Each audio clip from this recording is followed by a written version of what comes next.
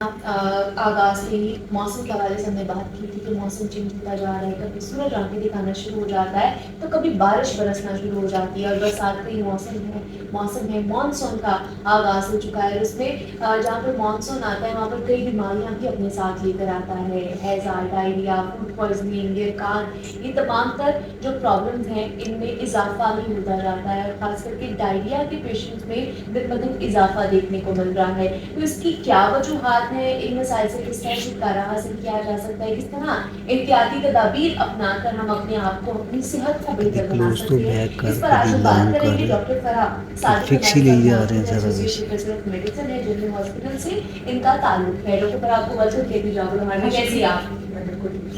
Doctor Farah, diarrhoea के patients बहुत ज़्यादा बढ़ते जा रहे हैं, खासतौर पर मानसून में बहुत ज़्यादा इसमें इज़ाफ़ा हो जाता है, क्या वजह है इसकी? गर्मियों के मौसम में जो जरासीम है वो भी फलते फूलते हैं। अच्छा। आपको पता है कि हम अपना खाना जो है वो फ्रिज में रखते हैं, क्योंकि कोल्ड टेम्परेचर पे या ठंडे टेम्परेचर पे जरासीम की ग्रोथ जो है वो इतनी ज़्यादा नहीं होती। अच्छा। तो गर्मियों के मौसम में स्पेशली जो बैक्टीरियाज हैं, वायरसेस हैं, ये सारे जरासीम जो हैं इनकी अफजाइश जो है वो ज़्यादा होती है। फिर ये गंदे खाने के ऊपर और गंदे पानी के ऊपर जो है ये जरासीम जो है वो ज़्यादा फलते फूलते हैं। और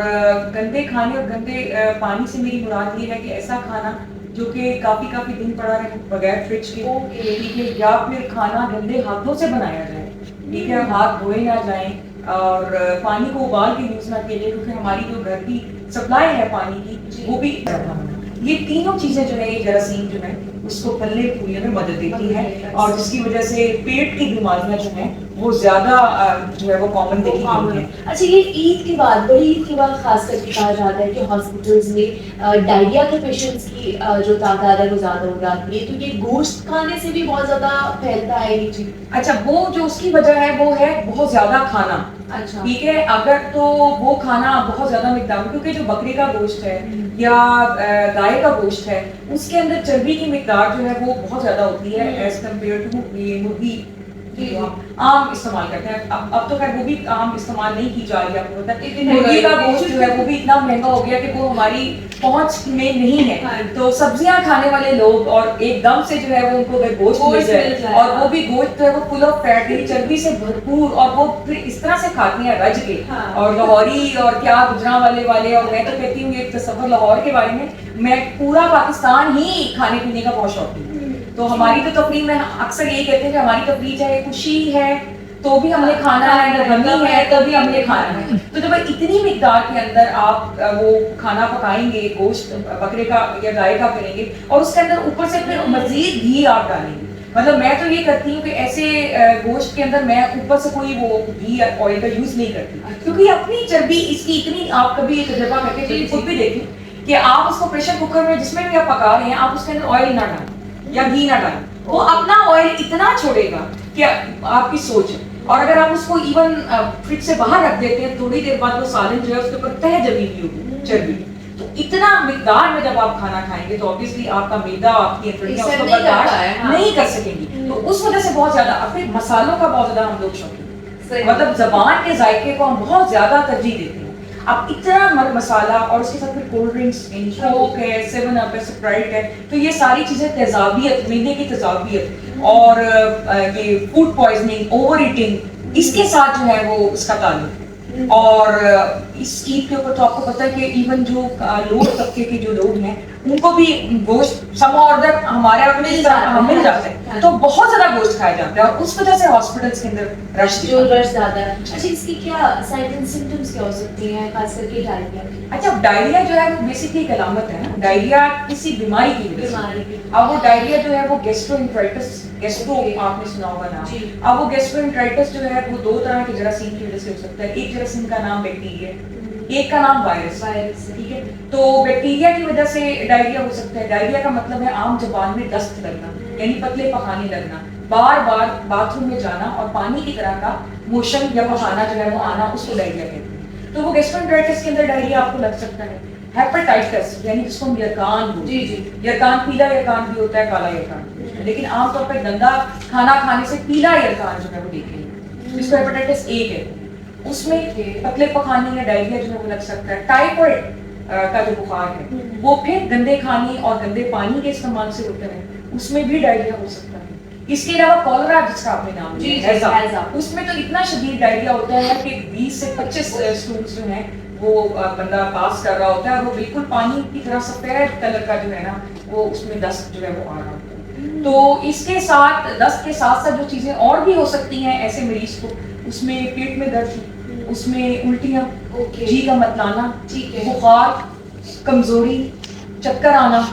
ठीक है, ये सारी चीजें जो है वो इसमें शामिल होती हैं। और बदकिस्मती से ये सारी बीमारियां जो हैं ये गंदे पानी और गंदे खाने की वजह से मौजूद हैं। हाइजीन का भी ख्याल नहीं रखा जाता। बिल्कुल, और हाइजीन, वो गंदा खाना गंदा पानी नहीं कि जो जिसमें हाथ आपने या तो साफ नहीं अच्छी तरह साफ करके नहीं खाना पकाया, वॉशरूम इस्तेमाल करके कोई आया है होटल, मतलब जो छोटे छोटे ढाबे हैं वहां पर, और उसने हाथ नहीं धोए हैं, ठीक है, या पसीना वगैरह साफ किया है तो हाथ नहीं धोए, मतलब इतना ख्याल नहीं रखा जाता, और या वो खाना फ्रिज में नहीं रखा गया, सही। और उन्होंने तो ज़ाहिर है अपना वो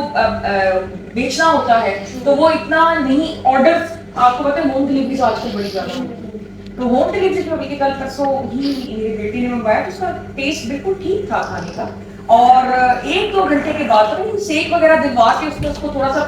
ताज़ा किया और भिजवा दिया, और विद इन 1 to 2 आवर्स जो था उसका टेस्ट खराब हो चुका, क्योंकि जाहिर है उन्होंने अपनी कॉस्ट इफेक्टिवनेस देखनी होती है ना कि हमें कोई नुकसान ना हो, तो वो पता नहीं कब का खाना, तो घर का पका हुआ ताज़ा खाना घर में टोल के करने चाहिए, नहीं करने चाहिए, और क्या ये अलार्मिंग सिचुएशन होती है, मतलब दस्त के थ्रू पानी भी हमारा बाहर निकल रहा होता है तो मिनरल्स की भी कमी हो जाती है डिहाइड्रेशन के साथ साथ, तब उस वक्त पे क्या करना अच्छा, चाहिए? एक ही टोटका तो नहीं है बल्कि वो प्रूवन मेडिकल फैक्ट है, जी। और वो ये है कि आपने ORS यानी घोल का पानी, ठीक है। उसमें तरीका ये है कि 4 गिलास पानी आपने साफ लेना है, अगर आपके घर का पानी साफ नहीं तो उसको उबालें, उसको ठंडा करें, उसमें 1 पैकेट में घोल कर डालें, ठीक है। और मैं तो उसके लिए एक बड़ा अच्छा काम ये करती हूँ जो मेरा अपना ज़ाती तजर्बा है, वो ये कि उसमें 3-4 लेमन आप अगर निचोड़ लें पानी में तो उसका जायका बिल्कुल स्पंजीन की तरह हो जाएगा, लेमनेड जिसको कहते हैं, तो वो पीना बड़ा आसान होता है। अच्छा। तो जैसे ही आपको दस्त या उल्टियाँ लगती हैं या आपका जी मतलाता है, क्योंकि लेमन बहुत अच्छा एक एंटीएमेटिक, जी मतलाने के लिए एक बड़ा अच्छा वो है, टोटका है, तो वो आपने जो है वो शुरू करते हैं ताकि आपके अंदर पानी की कमी ना हो, नमकियात की कमी ORS पूरी करेगा, पानी और चीनी की कमी ORS पूरी करेगा, ठीक है, तो ये ORS वाला पानी जो है ये बेस्ट होता है। अच्छा, डायरिया अगर थोड़ा बहुत है तो फिर तो ऑब्वियसली कि आप डॉक्टर के पास जा सकते हैं, आराम से जा सकते हैं, मतलब इतनी जल्दी की जरूरत है, लेकिन अगर आपको 10 से 12 मोशंस आ रहे हैं और एक्सट्रीम्स ऑफ एजेस के ऊपर आप हैं, यानी कि या तो बहुत छोटा बच्चा है उसको डायरिया हुआ है पतले खाने लगे हुए, या बूढ़ा शख्स है, तो उनमें इतनी ज्यादा वो कैपेसिटी नहीं होती कि वो इसको बर्दाश्त करें, तो बहुत जल्दी उनका ब्लड प्रेशर लो हो जाता है, उनकी शुगर लो हो जाती है, वो शॉक में जा सकते हैं, लो ब्लड प्रेशर की वजह से बेहोशी में जा सकते हैं, तो ऐसे मरीजों को बिल्कुल वो नहीं करना चाहिए, हमें देर नहीं करनी चाहिए, हॉस्पिटल लेके जाना चाहिए। तीसरे नंबर पे वो मरीज जो ORS का पानी मुंह के जरिए नहीं पी पा रहे और फौरन उल्टी कर देते हैं, यानी क्या कर देते हैं, तो फिर उनको ज़ाहिर है कि ड्रिप की जरूरत होती है, ठीक है, लेकिन वो मरीज जो कि मुंह के जरिए ले सकते हैं उनमें आप बिल्कुल इनकोल का पानी शुरू करवा सकते हैं और आराम से आप डॉक्टर की अपनी अपॉइंटमेंट ले सकते हैं, थोड़ा सा डिले कर सकते हैं, लेकिन जो बहुत छोटे बच्चे हैं, बहुत बुरे लोग हैं, और जो ORS का पानी नहीं पी रहे, मुंह के जरिए पी पा रहे, किसी भी वजह से, उल्टी की वजह से या किसी भी वजह से, बेहोशी की वजह से, उनको फौरी तौर पे हॉस्पिटल लेके जाना चाहिए। ये जो एहतियाती तदबीर है जो फौरी तौर पर आप लोगों ने करनी है ये है कि पहले तो ORS का पानी पिए, और साथ ही साथ अगर नहीं कंडीशन ठीक हो रही है, जिसमें डॉक्टर साहब ने बताया, तो आपसे डॉक्टर से कंसल्ट ज़रूर करना है। अच्छा, ग़िज़ा किस तरह की खानी चाहिए सारे सवालों में? ग़िज़ा की भी मैं बात करूंगी, और एक और चीज़ भी मैं बताऊंगी आपको कि टाइफॉइड और हेपेटाइटिस, ये हेपेटाइटिस बी लेयर का, इनकी वैक्सीन या हिफाजती टीके मौजूद हैं, तो मैं रिकमेंड करूंगी अपने नाज़रीन को इस चैनल के हवाले से कि सीज़न शुरू होने से पहले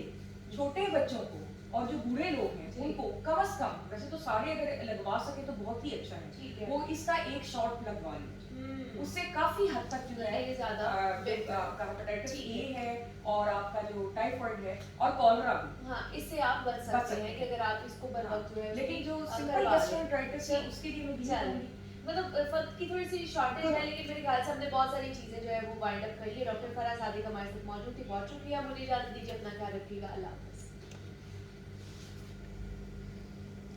यस रह गई हो सारे इससे ज्यादा मैं कितना जल्दी कर सकती हूँ। कौन कर रहा था शायद ये नहीं पीछे से पीछे से हमारी माइक आईडिया का निकल रही होती है हाँ अभी गिजा की बात करते हैं बिकॉज वो